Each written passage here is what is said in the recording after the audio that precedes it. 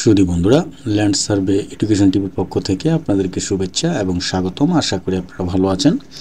তো বন্ধুরা, আজকে আমরা দেখব আঁকা বাঁকা জমি আপনি কিভাবে পরিমাপ করবেন। তো সেই বিষয়টি নিয়ে আজকে আমরা ভিডিও তৈরি করব। আশা করি ভিডিওটি আপনাদের অনেক উপকারে আসবে। অনেক সময় আমরা বিভিন্ন পরিমাপের জমি পাই বা বিভিন্ন অ্যাঙ্গেলের বিভিন্ন আকৃতির জমি আমরা হাতে পাই। সেই জমিগুলো আমরা কিভাবে পরিমাপ করব। ধরে নিলাম যদি আমরা এরকম একটি জমি পাই বা এরকম কোনো জমি পাই, এই জমিগুলো আমরা কিভাবে পরিমাপ করব, এই বিষয়গুলো আমরা আজকে দেখব। এবং কি এর থেকেও আরও বিভিন্ন অ্যাঙ্গেলের বিভিন্ন আকৃতির জমি আপনারা পেতে পারেন, সেগুলো কিভাবে পরিমাপ করবেন আমরা দেখব। তো বন্ধুরা, চলুন আমরা দেখে আসি। তো বন্ধুরা, যদি এরকম একটা জমি আমরা পাই, সেক্ষেত্রে আমরা প্রথমে যেটি করব সেটি হচ্ছে আমরা প্রথমে কল্পনা করে নেব যে জমিটি আমি কিভাবে বা কয়টি খণ্ডে বিভক্ত করে আমি পরিমাপ করতে পারি। এই বিষয়টি আগে নিজেকে ক্যালকুলেশন করতে হবে, কিভাবে পরিমাপ করলে আমার পরিমাপটা সূক্ষ্ম এবং সুন্দর হবে।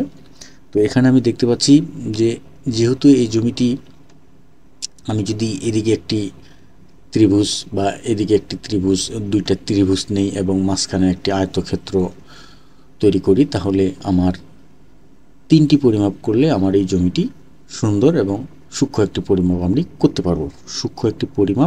করতে পারবো।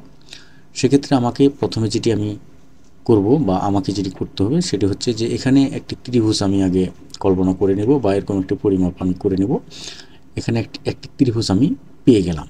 তো এই ত্রিভুজটি আমাকে আগে ক্যালকুলেশন করতে হবে এখানে কতটুকু জমি আসে, এবং পরবর্তীতে দেখা গেল যে এপাশে কিন্তু একই ধরনের আরেকটি ত্রিভুজ আমাকে কল্পনা করতে হবে, যে এখানে এই ত্রিভুজটি আমাকে কল্পনা করতে হবে এবং এই ত্রিভুজে কতটুকু জমি আছে সেটি আমাকে ক্যালকুলেশন করতে হবে।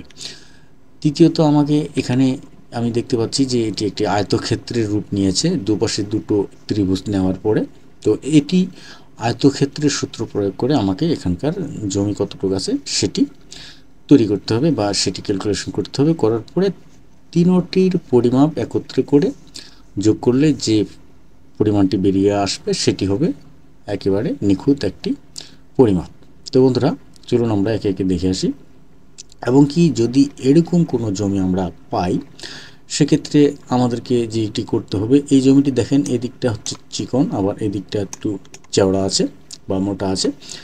তো এখন এটি যদি আমি আয়তক্ষেত্রের পরিমাপ বা সূত্র প্রয়োগ করি, সেক্ষেত্রে আমার ভুল পরিমাপ আসবে।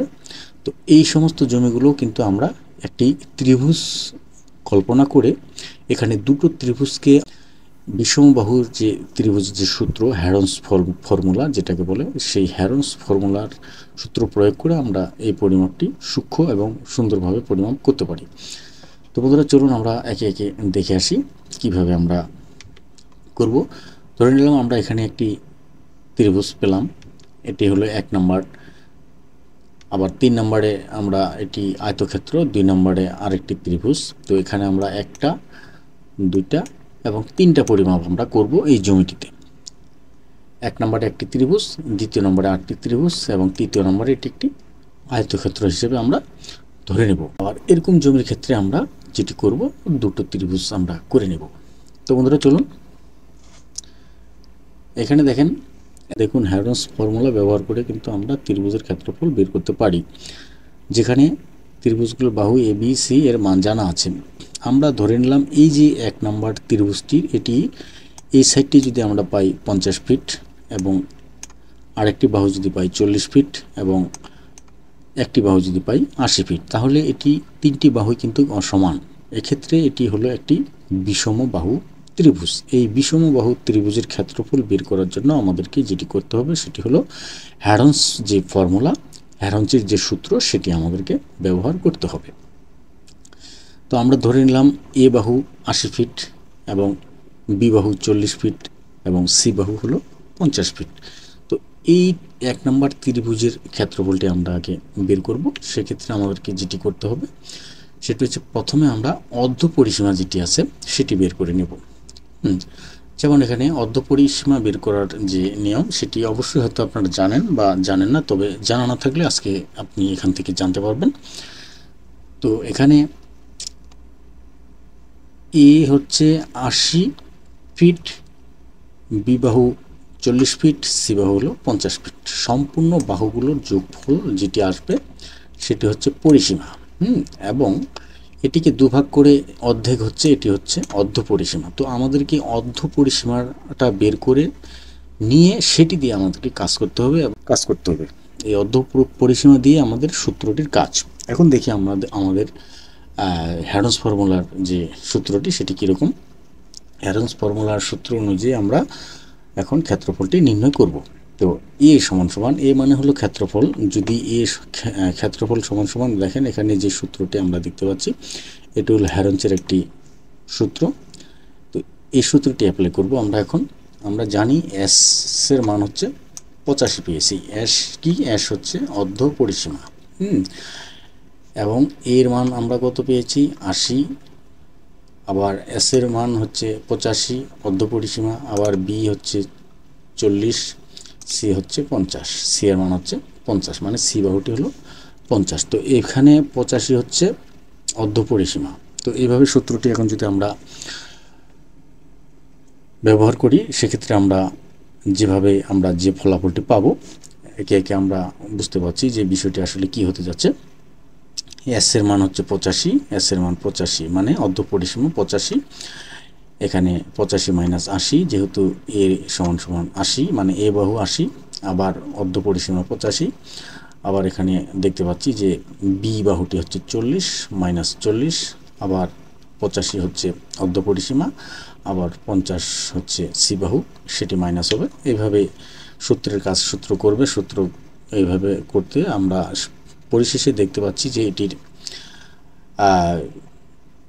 বর্গ ফিট আসতেছে হলো 818 বর্গ ফুট। যেহেতু আমরা এই মাপগুলো ফুটে নিয়েছি সেক্ষেত্রে আমাদের এখানে রেজাল্টটিও কিন্তু ফুটেই ধরে নিতে হবে। যদি আপনার এখানে বর্গ মিটারে করতে চান বা গজ বা মিটার পান সেক্ষেত্রে আপনি করতে পারবেন, তবে সেটা মিটারের সূত্র প্রয়োগ করতে হবে পরিশেষে। যেমন এখানে আমরা এটি ফিটে দেখতে পাচ্ছি 40 ফিট, 50 ফিট, 80 ফিট। এটি যেহেতু আমাদের ফিটের পরিমাপ সেক্ষেত্রে আমাদেরকে এখন যেটি করতে হবে 818.15 এটি হলো বর্গ ফিট। আমরা যেহেতু ফিটের মাপগুলো আমরা পেয়েছি, তো ফিটের সূত্রটা কীরকম? যেহেতু আমরা জানি 1 শতক সমান 435.60 বর্গ ফুট সমান হচ্ছে 1 শতক। তো এই 818.15টাকে যদি আমরা 435.60 দিয়ে ভাগ দিই সেক্ষেত্রে আমাদের এখানে যেটি আসবে সেটি হলো শতাংশের পরিমাপ। যেমন এখানে 1.8782, এটি হচ্ছে আমরা 88 ধরে নিতে পারি শতাংশ, তার মানে 1.88 শতাংশ। এখানে প্রথম যে ত্রিভুজটা এটি হচ্ছে 1.88 শতাংশ জমি, তার মানে এই প্রথম ত্রিভুজটাতে জমি আছে আমাদের 1.88 শতাংশ জমি আছে। তো এভাবে আমরা হ্যাডন্স ফর্মুলা ব্যবহার করে বিষমবাহুর যে সূত্র সেটি ব্যবহার করে আমরা এক একটি ত্রিভুজের পরিমাপ আমরা বের করে নেবার পরে এখন আমরা দ্বিতীয় যে ত্রিভুজটা আছে ঠিক একই ফর্মুলা ব্যবহার করে আমরা দ্বিতীয় ত্রিভুজের যে ক্ষেত্রফল সেটি আমরা নির্ণয় করব। তো বন্ধুরা, এখন দ্বিতীয় যে ত্রিভুজটি এটি একটি বিষমবাহু ত্রিভুজ। যেহেতু তিনটি বাহুর পরিমাণ তিন রকমের, তিনটি বাহুই অসমান, সেক্ষেত্রে এটিও হলো বিষমবাহু ত্রিভুজ। তো এটিও একইভাবে আমরা আগে অর্ধ পরিসীমাটি বের করে নেব। এটির অর্ধ পরিসীমা আসতেছে হলো 86। তো এই অর্ধ পরিসীমাটাকে দিয়ে আবার পরবর্তীতে সূত্রটি এখানে ব্যবহার করে আমরা একটি রেজাল্ট পাবো। সেটি হচ্ছে এখানে আমরা পাচ্ছি হলো 908.34 বর্গ ফিট, যেহেতু এই পরিমাপগুলো ফিটের। হ্যাঁ, এই 908.34 বর্গ ফিটটাকে আমরা কি করব 435.60 দিয়ে ভাগ দেব। 435.60 দিয়ে ভাগ দেওয়ার কারণ হচ্ছে আমরা জানি 1 শতাংশ সমান 435.60 বর্গ ফুট, মানে 435.60 সমান হলো 1 শতাংশ। 435.60 বর্গ ফুট সমান হলো 1 শতাংশ। তাহলে এখানে আমরা জমি পাচ্ছি 2.09 শতাংশ। তাহলে দ্বিতীয় যে ত্রিভুজটা এই ত্রিভুজের ক্ষেত্রফলটি হচ্ছে 2.09 শতাংশ জমি। তাহলে 1 নং ত্রিভুজের জমি আমরা পাচ্ছি 1.88 শতাংশ, 2 নং ত্রিভুজের জমি পাচ্ছি আমরা 2.09 শতাংশ। এখন আমরা এই 3 নম্বর যেই আয়তক্ষেত্রটি, এটির আমরা এখন ক্ষেত্রফল নির্ণয় করব। তাহলে সম্পূর্ণ জমিটার একে একে সম্পূর্ণ জমিটার পরিমাপটি আমরা বের করতে পারবো। তো বন্ধুরা, এখন আমরা তৃতীয় যেই আয়তক্ষেত্রটি আছে এটির ক্ষেত্রফলটা আমরা নির্ণয় করব। এটির ক্ষেত্রফল নির্ণয় করবার যে নিয়ম অবশ্যই আপনারা সকলেই জানেন। আয়তক্ষেত্রর ক্ষেত্রফল নির্ণয় করবার সূত্র হচ্ছে ক্ষেত্রফল দৈর্ঘ্য গুণন প্রস্থ। একটি দৈর্ঘ্যের সাথে যদি প্রস্থ আমরা গুণ দেই, যেহেতু এটির এক বাহু 80 এবং বিপরীত বাহু 80, একটি বাহু 60 এবং বিপরীত বাহু 60 আছে, তাহলে এটি সম্পূর্ণটা হচ্ছে আয়তক্ষেত্র। এই আয়তক্ষেত্রের ক্ষেত্রফল নির্ণয় করার সূত্র হচ্ছে দৈর্ঘ্য গুণন প্রস্থ, মানে প্রস্থ গুণন দৈর্ঘ্য গুণ করলে যে রেজাল্ট আসবে সেটাকে আমরা কি করব, 435.60 দিয়ে ভাগ দেব। 435.60 দিয়ে ভাগ দেওয়ার কারণ হচ্ছে 435.60 বর্গফুট সমান হচ্ছে 1 শতাংশ। তাহলে এটি আসলো 4,800 বর্গফুট। এই 4,800 বর্গফুটটাকে আমরা কি করেছি, 435.60 দিয়ে ভাগ দিয়েছি। দেওয়াতে এটা কি হয়েছে, 11.02 শতাংশ জমি এই 3 নম্বর যে আয়তক্ষেত্রটি আছে সেটিতে, 3 নম্বর যে আয়তক্ষেত্রটি সেটিতে জমি আছে 11.02 শতাংশ। তাহলে এখন একে একে আমাদের তিনোটা যে খণ্ড, আমরা তিনোটা খণ্ডেরই জমি আমরা বের করে ফেললাম, মানে তিনোটার আমরা ক্ষেত্রফলগুলো বের করে ফেললাম। এখন আমরা কি করব, পরিশেষে আমরা তিনোটারই ক্ষেত্রফলগুলো আমরা যোগ করব। হ্যাঁ, আমরা প্রথমত 1 নম্বর ত্রিভুজের জমি পেয়েছিলাম কতটুকু, 1.88 শতাংশ। 2 নং ত্রিভুজের জমি পেয়েছিলাম 2.09 শতাংশ এবং 3 নং যে আয়তক্ষেত্রটি সেটির জমি পেয়েছিলাম আমরা 11.02 শতাংশ। এখন আমরা সম্পূর্ণগুলোকে কি করব, একত্রে যোগ করব। দেখেন এখানে কিভাবে আমরা শতাংশটি সম্পূর্ণ বের করলাম। যেমন 1.88 শতাংশ একটি ত্রিভুজ আমরা পেয়েছি।